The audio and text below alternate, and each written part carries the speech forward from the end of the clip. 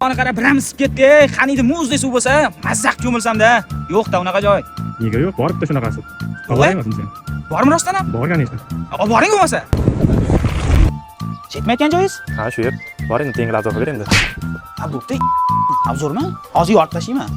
Mana basseynga ham yetib keldik. Shunday kirib kelishingiz bilan sizni 10 ga 20 lik katta basseyn kutib oladi. Maza qilib bolalar bilanmi, oilaviymi yoki o'rtoqlar bilanmi kelib maza qilib dam oladigan joyi, o'tiradigan joylar, tapchanlar bor. Mana bolajonlar uchun alohida bo'lib qo'yishgan bu kichkina basseyn. Mana bu yog'iga o'tadigan bo'lsa, bunisi kattalar uchun mo'ljallangan katta basseynimiz sizni kutib oladi.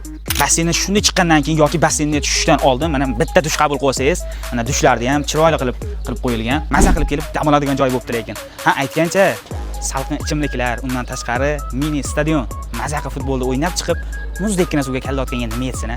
Bosib boradigan joy ekan. Pastda telefon raqamlarini yozib qoldiramiz. Oldindan kelmoqchi bo'lganlar joyda bron qilishlaring mumkin bo'ladi.